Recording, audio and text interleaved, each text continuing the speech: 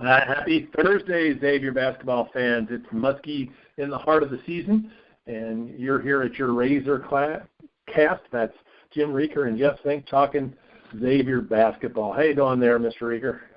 Oh, I'm doing pretty good this morning. I hope Xavier fans are doing the same. Hope we've recovered from that ugly performance the other night. Yeah, well, as we talked about in last week's game, this is a big week for the Muskies. Four tough games in the Big East. We're through two of them. We got two more to go. So lots of things to talk about. We'll jump right in it. Of course, you said it'd be great if they could go 2-2. That means they've got to win at least one of these next two games because they're sitting at 1-1 right now. Let's start, what do you say, with that thumping they gave the St. John's Redmen last Saturday. Well, that was a pretty good game, although if you didn't watch it and you only saw the final score, you would have thought that the Musketeers dominated the entire game. And that was not true. With about half of the first half gone at the 11:56 mark, St. John's actually led the Musketeers 18-9. But at that point, from that point on, for the rest of the three quarters of the game, the Musketeers did dominate. They went on a 26-5 run, finished the half out on a high, and actually led 54-39 at half. And I think that's their highest output for a half all season long. So the offense got going. Yeah, the offense did click, and their defense was strong. I mean, Xavier, to be down early in the game isn't a surprise this year with the Muskies. They seem to start a little slow and then try to pick it up later. So, but that's also going to be a problem. As a problem, not so much against Nova, but might be in these games to come. So it was good to see them get that win under their belt. Anything in particular you want to point out from that game? Any different star? It was probably the best offensive output of the game. And here's a couple statistics that I really look at, and I kind of have benchmarks that I think if you can limit your turnovers to 10 or less during a game, and you have 20 or more assists during a game, I think it's awful hard for a team to beat you. And in that game, just to show you how that works, is the Musketeers did have only 10 turnovers, and I believe their point guard, Edmund Sumner, didn't have any. And they had 21 assists, and actually Sumner had 7 of those assists, and you like to see that. And he had the best line I think he's had all year. He had 3 steals, and actually the team had 10 steals. That's another stat that sometimes I look at because it gives you extra possessions of the basketball over your opponent. You know, it was a balanced attack offensively. Sumner with 20, McCure with 14, Blewett with 15. Of course, those 3 have been their leading scorers through the season. I like Malcolm Bernard more every time I watch him play. He's a great defender. He can hit the shots when he has the open shots. He doesn't force his game. I really like that in him. And the other positive out of that game was Kaiser Gates got 17 points. I think he's going to have to contribute a lot. We've talked about that coming back from the injury. And Quentin Gooden, who's been up and down. Sometimes it's almost like he's not there. And then other times he gave one of his best performances. Even though he only scored 4 points, he put in 20 minutes and had no turnovers playing the point position. So that was a positive I took from the game. Negative, this is actually one of the first games, and maybe the second time, they actually got beat in rebounds. Of course, part of the problem might have been there is St. John's missed a lot of shots on the offensive end, might have led to that, and the Musketeers didn't miss that many. And that free throw percentage, actually in that game, they only shot a 59.4. They were 19 for 32, and we've talked about that negative. That one was kind of there on that Saturday against St. John's. Well, yeah, like I say, with the rebounds, St. John's did outshoot it, but Xavier was at a 59 clip, where St. John's was at a 40 clip. And something that I like to say, we've talked about before, to see 6 guys in double digits in scoring, that's got to be a positive as we work our way down, if they can contribute against the tougher teams versus filling time in late in the game after Xavier had built up a 15-point halftime lead. Because actually the score for the second half was even. But St. John's was never really in the game. Okay. Yeah. Well, after the good comes the sad. We won't say the bad, but we'll go with the sad. We talked about this Villanova game, and it's a very tough team coming off their first loss against Butler. We went to that little cracker box in Philadelphia, and unfortunately got our little fannies whipped. I told you that was going to be a tough game. And again, we did play in the cracker box, which I'm for certain that they make sure that Xavier goes to the Pavilion every year and not to the downtown arena. Just a conspiracy I have.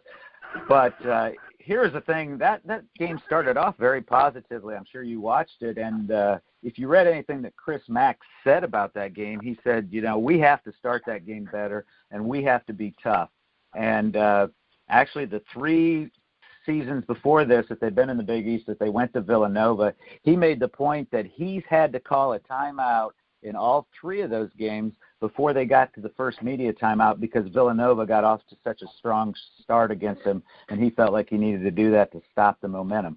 Well, they corrected that part of the game because the Musketeers came out and started with on fire and actually jumped out to a lead. And it was actually Jay Wright at one point. I don't know if he called the timeout, but at least in a media timeout when, if you were watching the broadcast, they were in his huddle, and he was on them about, you're not being tough. You're not playing hard. You're not playing defense like we're taught to play defense. So it was kind of a change in roles there than it had been the last 3 years as they've gone to Villanova.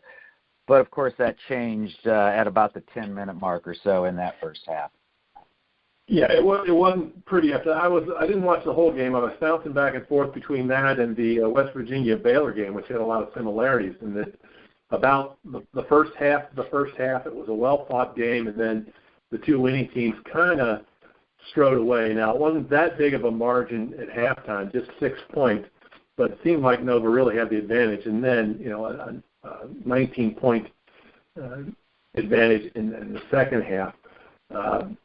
But I'll tell you what, I think what happened, some of the things we've talked about all came to roost in one game, and it happens against a strong team. We were only 29% shooting, whereas Nova was 54%, and that could be Nova's defense, could be just the weak shooting we've talked about for the Muskies, and of course we saw the return of Miles Davis, which we'll talk about in a little bit, and he was an offer from the field. And only 18% from three-point land, whereas Nova was 33%. So they got themselves handed to them. The defensive rebounds were, the rebounds, which is usually, like you said, a Xavier strength, were pretty much negated as that was pretty equal, even though we did get a lot more offensive boards than they did. Don't know how many of those were turned into second chance points. Of course, when you're shooting 54%, there aren't that many missed shots. So I think Nova was able to exploit some of the weaknesses that we've talked about, the poor shooting, and the not quite being cohesive overall. And we'll have to see. I mean, the point I'd like to make, and I'm sure you got other things to say here, Jim, is Xavier has only beaten Nova once with the reincarnation of the new Big East, and that was last year. It was the last loss they had before they dropped it to Butler the other day, and a very exciting one at home. But this is the team they've got to get over. This is the hump they got to get over to move up into that uppermost echelon, because Nova has pretty much owned them, and they've had some of these ugly defeats. 95-64 last year in Philly, 81-58 2 years before, which they did play in the Wells Fargo building. So maybe it was after that when the second game was closer, they do it. So we'll have another game against them. We'll have them at Cintas. But I think these next 2 games are going to tell us a lot, and, of course, we'll talk about those in a few minutes. Yeah, let's move to the positives out of this game, and hopefully Musketeer fans kept it on for the whole game, because there were some positive things that happened. First of all, I agree with you what you're saying about Nova. Nova is the class of the league. They've been the class of the league since the new Big East reformed, and a lot of that is Jay Wright. Jay Wright is just a phenomenal coach. Again, he saw what was going on there early. He called timeout. He made the point. And, of course, he's got Josh Hart, Jalen Brunson, and Chris Jenkins, and they don't need a whole lot of motivation. But the other point, if you were watching in the second half, and I don't know if you saw this, this just shows how good he is Xavier went through their 1-3-1 at him. And a lot of times when they do that, even pretty good teams struggle with that and throws them off their game and helps the Musketeers get back into their game because they'll get some steals with some easy buckets. That didn't happen. They schooled the Musketeers. They had obviously prepared for that 1-3-1, and Jay Wright had them ready. And after about 2 or 3 possessions, when they got easy baskets against the 1-3-1, Xavier had to go out of that. So Jay Wright is the key. But here, let's look at the positives. Here's the first positive. It only counts as one loss. And, well, you know, they perform very poorly at times, but it's only one loss, and it's only their first loss, and they're still tied with the other, opponents who we believe will be at the top with that one loss in the loss column. But think about this. With 6 minutes and 30 seconds remaining in the first half, Xavier had an 8-point lead. So up until that point, they controlled the game, and they were doing what they wanted to do and what Chris Mack had, laid out for them as a game plan in order to get off to a good start and stay in the game. And even to take that one step further, the game was still tied with just under 3 minutes left in the first half. So I take from that Xavier can play with them. They did it for a half. And it's kind of like the Baylor game. If you go back to the Baylor game, they were ahead at half. You go back to the Colorado game, I believe they were ahead at half in the Colorado game. Their 3 losses, they played a good half. Of course, we know that in college basketball, you got to play 2 good halves, especially if you're playing against good teams. Couple other positives. Yeah, a couple other positives. Again, you talked about the rebounding, and that was pretty much even. Of course, I can go to the other side when we talk about the St. John game is Xavier Musketeers probably had more opportunities for offensive rebounds because they were missing so many shots. But Rasheed Gaston, he had 6, and against St. John, he only had 2. Of course, he was on the bench a lot because of fouls. Another positive is Sean O'Mara. He had 6 rebounds, and he had 6 points. And I think right there is the key, and you hit on it, the 3-point shooting. Xavier has to realize they're a decent 3-point shooting team, but they cannot live and die by the 3. They're not that good. They're not as good a 3-point shooting team as Villanova. They're not going to be this year. Villanova has 3 excellent 3-point shooters who know how to square up and nail down that open shot. So that's what happened is they got away from that inside game. In fact, early on, Rasheed Gaston had some big rebounds, and he missed some bunnies underneath where the Musketeers could have pushed that lead out even bigger.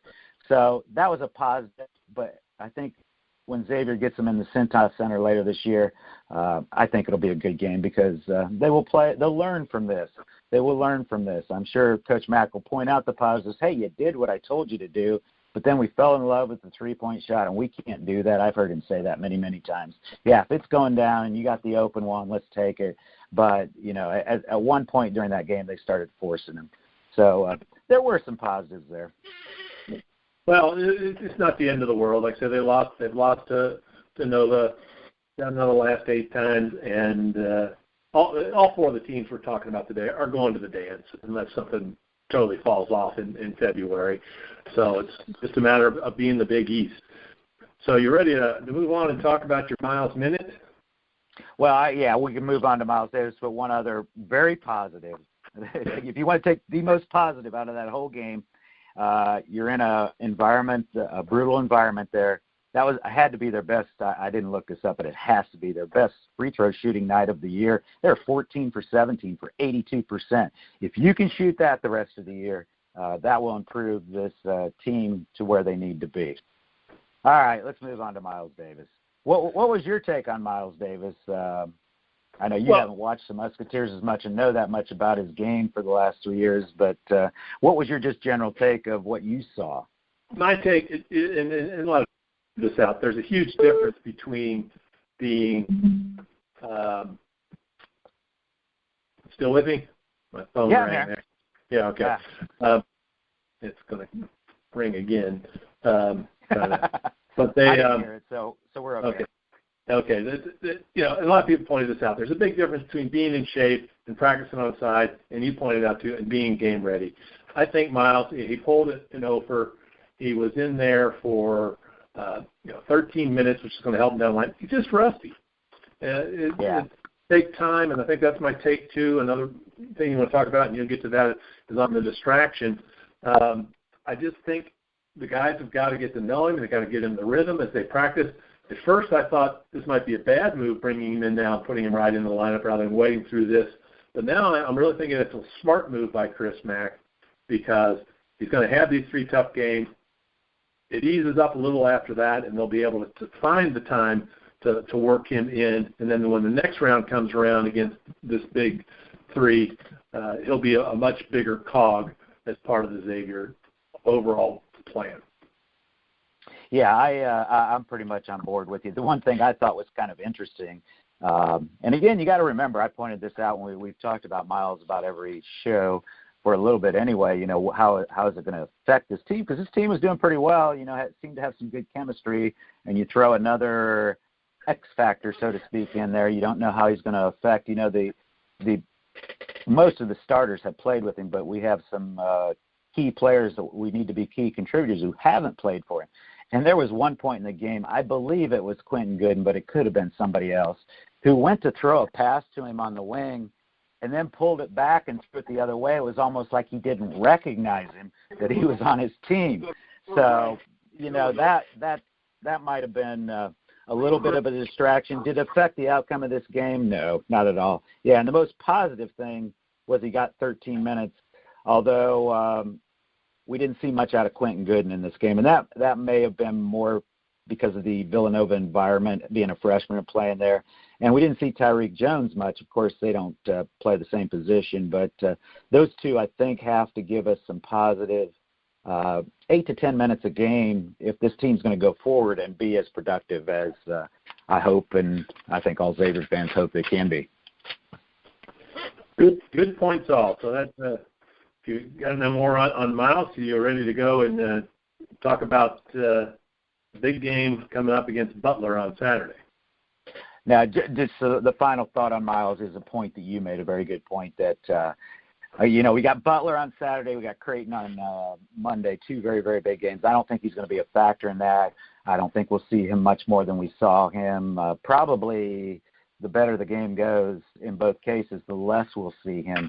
But then from that point on, they do have over almost a week, Monday to Sunday, and I think that's when he's going to get in some good practices and start to maybe become part of this team, more of an important cog of this team, and that would be that Georgetown game the following Sunday, where we might see Miles actually contribute to the team. But again, yeah, it's we got too much work to do to get him caught up at this point. So because let's move on. It's going to get tough. It's going to get real tough. Butler, at Butler, and we've talked about Hinkle Fieldhouse, not a fun place to play. You know, sometimes the clock doesn't work all the time. And Creighton, fortunately, we got Creighton at home, because if you saw Butler and Creighton play last night, that is a tough place to play. Yeah, all that. I mean, well, let's talk about Butler first. Again, they did lose to Creighton at Creighton last night, 75 to 61. You know, the take that I have about Butler is just this. I mean, they're coming in at 14-3, but they're 4-1 against top 25 teams when they played them. But right now, unfortunately, Xavier's 0-2, and they do go 8 deep, which is something that we've talked about. Xavier's getting that back with Miles, and their ninth man is averaging almost 6 points a game and only 12 minutes a game. That's Nate Fowler, and their only losses are to Indiana State and St. John's, which are 2 surprises, and then last night against Creighton. But they've beaten Arizona, Cincinnati, Indiana when they were in the top 25, and then, of course, gave Villanova their only loss. So this is a formidable team, and like I say, we've got to go to Hinkle to play it. So what are we looking at? Well, the advantage I think Xavier has with Butler that maybe some of the rest of the Big East does not have is, if you recall, Xavier, even though they were in the same league there for a little while in the MCC, but then Xavier went on to the A10 and they weren't. But Xavier continued to play Butler in the non-conference all through those years and has had a series with them, I would guess, and there may be a year or two they didn't play him in there, but they've played him a lot. So going into Hinkle Fieldhouse, going to Butler and playing Butler and knowing their style, Xavier has an advantage there, I think, over the rest of the Big East. So they don't get as intimidated, I think, by Hinkle Fieldhouse as maybe some of the other teams. The other thing I like about this game as far as the Musketeers is I think they match up really well with the Butler players. You know, they're led right now by their big men, Keelan Martin and Andrew I always have trouble with his name. Schrabitz. They are their two leading scorers. They're both big men. They're both their top rebounders.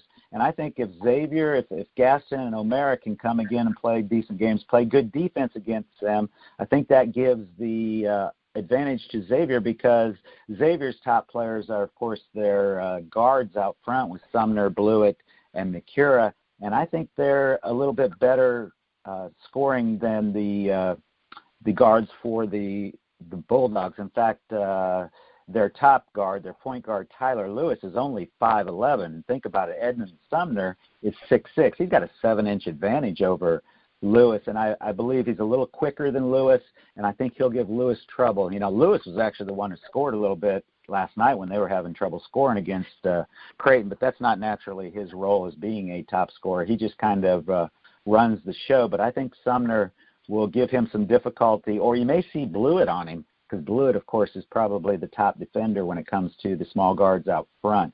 So I think Xavier matches up very well with Butler. I don't think they'll be intimidated by Hinkle Fieldhouse. I don't think Chris Mack will allow that to happen. So I kind of like the matchup, and I think, you know, it's not going to be easy, but I think the Musketeers have a good chance of maybe coming out of Butler with a win. And, of course, I've talked about you got to steal about 4, 5, 6 on the road games in the Big East if you're going to want to, you know, challenge for that championship, the top run.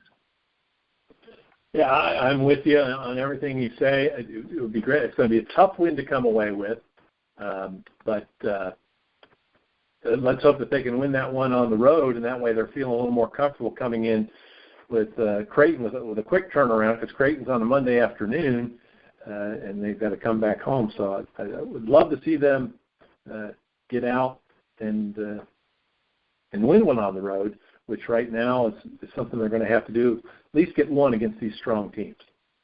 Yeah, and I'm saying this off the top of my head. I didn't look this up. I'm just going from memory. I know last year they swept the Bulldogs because I went to the game over at Hinkle, and then I remember at Cintas they actually put it on them, and I think they may have done that for the last 2 years. So it's kind of like we might even be what Villanova is to us, we are to Butler. It's one of those, you know, we've kind of dominated them a little bit, and it might even be a psychological thing a little bit because of the proximity of the two programs, and they've kind of competed for that mid-major level for years before they both got popped into the Big East to move up with the big boys.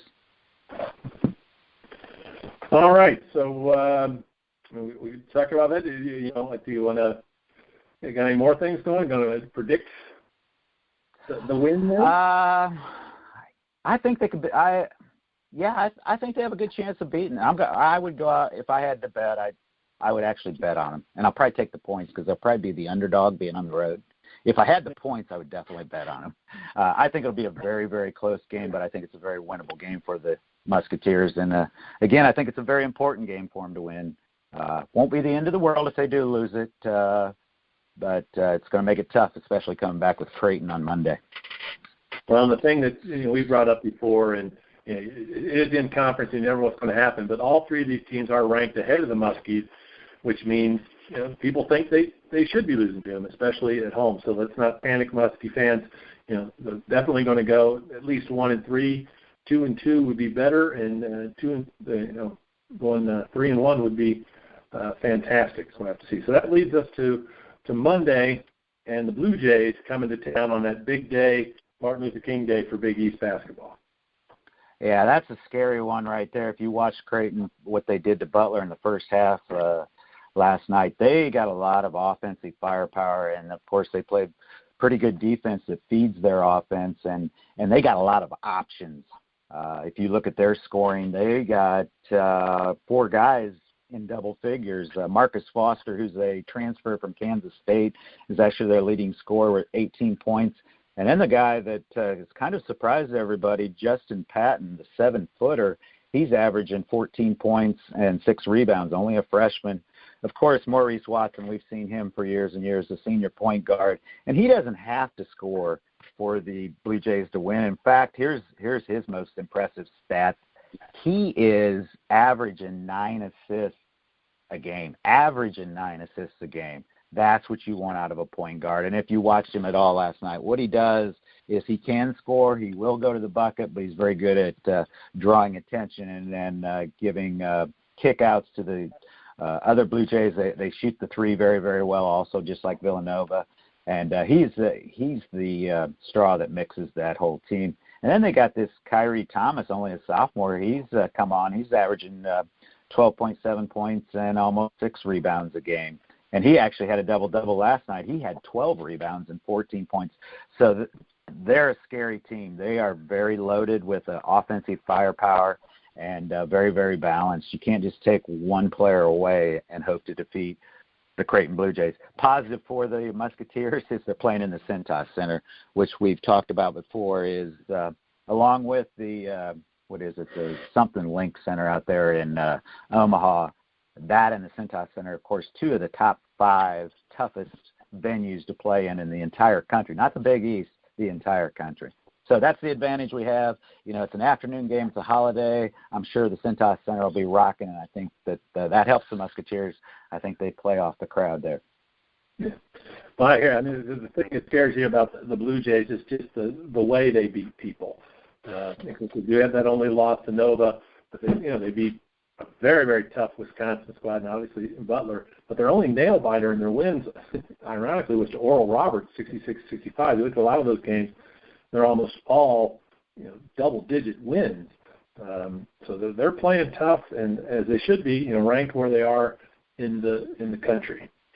So what else about Creighton before we move on to the Big East standings and look at some of what's coming up? Well, just kind of an overall, but let's look at the weekend together. You asked me to make a prediction, and I'll make a prediction based on the 2 games.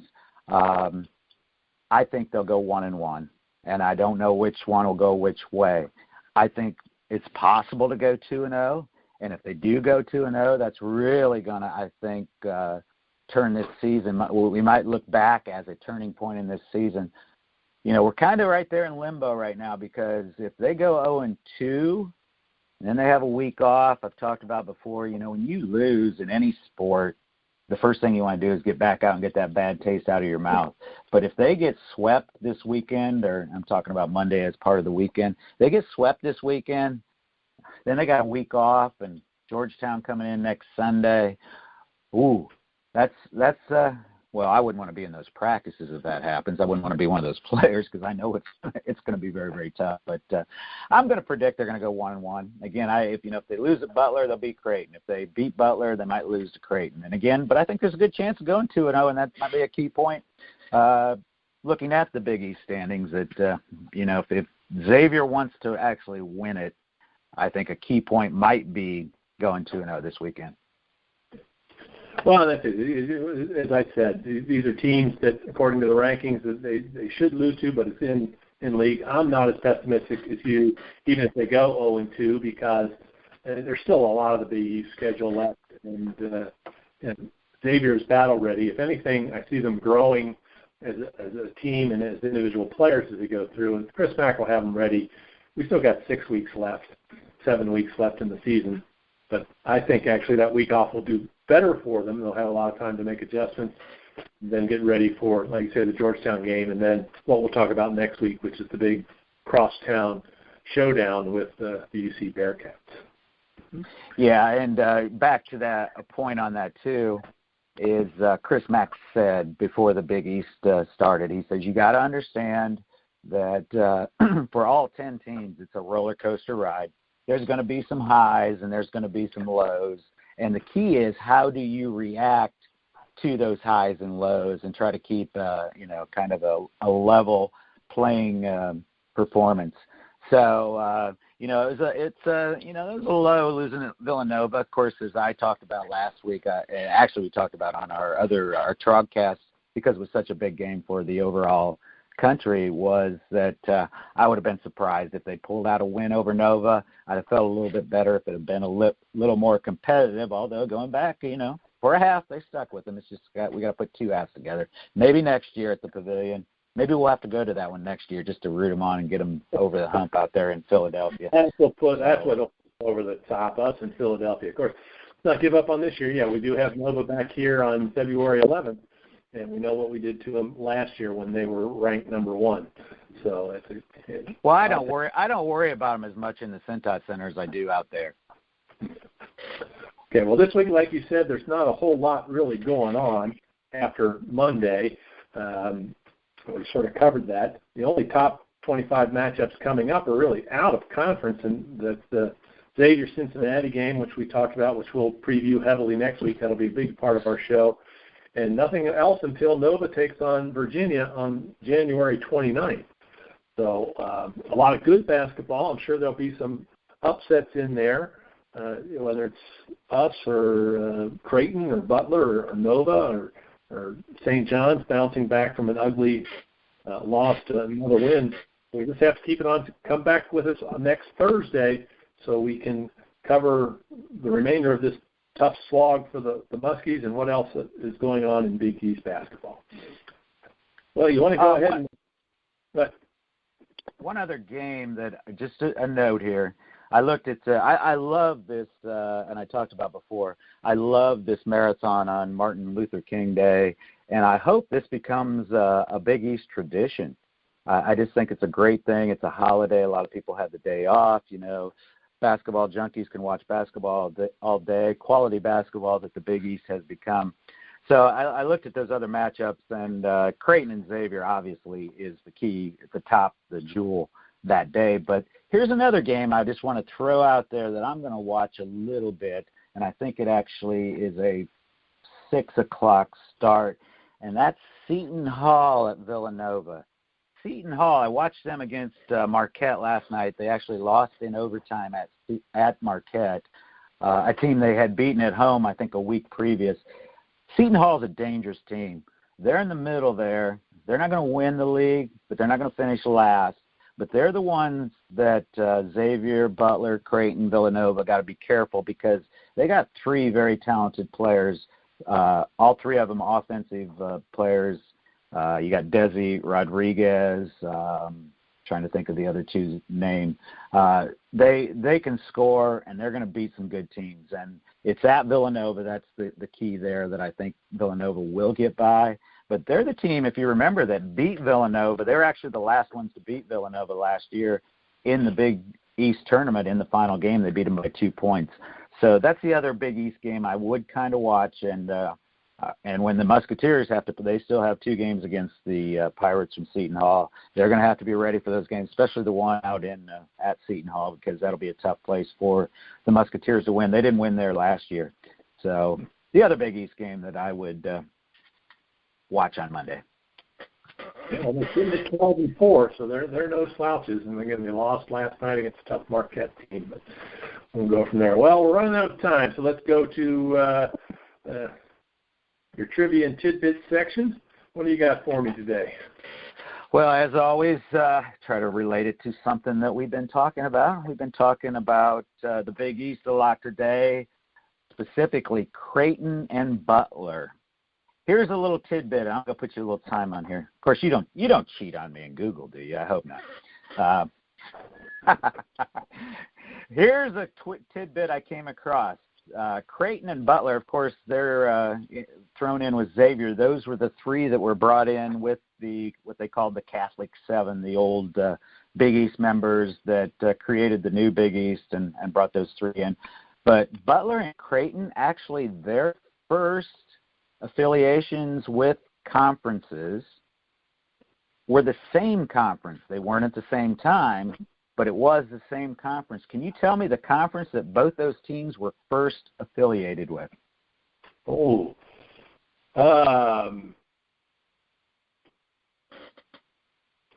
that my first guess would be the old MVC because they're kind of right in that area. Would that be it? That'd be my first.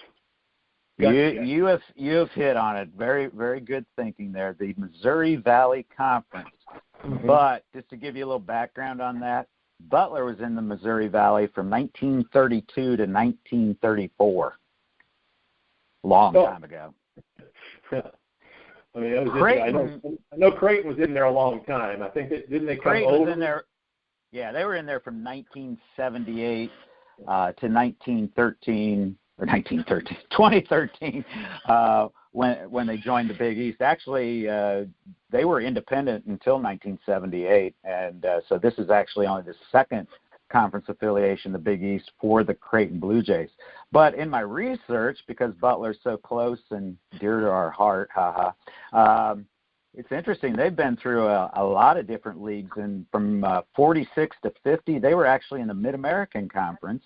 And then from 1950 to 1978, they were in the Indiana Collegiate Conference, and that was kind of actually, I think, a makeup of a lot of the smaller schools in Indiana, and it was in 1979 when they actually joined Xavier, when Xavier made their big move, when they started what was called the Midwestern City Conference, and was actually the first conference affiliation for the Musketeers. So the Musketeers and Bulldogs history starts to overlap right there. Of course, the Musketeers left the MCC. It later changed its name to the Midwestern Collegiate Conference. But the Musketeers, of course, left in 1995 to go to the A-10, which they felt was a step up for them in their journey toward major college basketball. And the Butler Bulldogs stayed in it all the way through when it was called the Horizon League, changed that name in 2001. It became the Horizon League. And then, of course, the Bulldogs came to the A-10 for 1 year in the 2012-13 season with the Musketeers, and then they both, of course, jumped into the Big East and have become close rivals since then. So that's your history lesson for the day. January 12th. Got anything for me? Will there be a quiz? There will be a quiz next week. Now, I just thought that was kind of interesting. I actually learned a little bit there that, and of course, in this country, in college sports, I don't think the changes. I don't think we're complete yet. I still see some changes probably coming in the future. One of the things, and we can talk about a later broadcast when we have more time, is why does the Big East stay with 10? Initially, most people thought they were going to add 2 after the first year, and I think what happened was the Big East decided that the play home and away, everybody, 9 opponents, 18 games, that you get a true champion when you do that.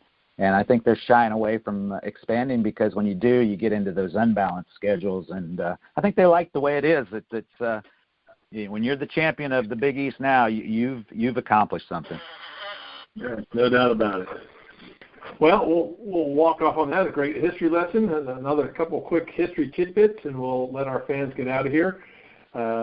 Ironic that this is part of the news of the day in the NFL is that 70 years ago today, if you haven't watched, the San Diego Chargers have announced they're going to move to L.A., but it's also 70 years. In 1946, the Cleveland Rams were be given permission to move to Los Angeles to become the Los Angeles Rams, who then, of course, went to St. Louis and are now back in L.A. So kind of ironic it landed on the same day. And in basketball history, not college but professional, on this date in 1960, Dolph Schayes, name from the past. If you guys don't know that, look up that name. Became the first NBA player to accumulate 15,000 points. Wow. It's a strong weekend now for some of the NBA players, but 15,000 points in 1960. So we will be back with you on Tuesday for our Trogcast. Check that out. There's lots of going on in NCAA men's through the top 25, and we'll always have a few fun things for you there. And then we'll be back next week where we can talk about these Butler and Creighton games. And, of course, the big part of next week will be focusing on a huge annual event in Muskie basketball, and that's their annual crosstown shootout with the UC Bearcats. All right, Muskie fans. Hopefully we'll be talking to you next week about a 2-0 streak going here against 2 top ranked teams, and things will be going to the positive. Go Muskies!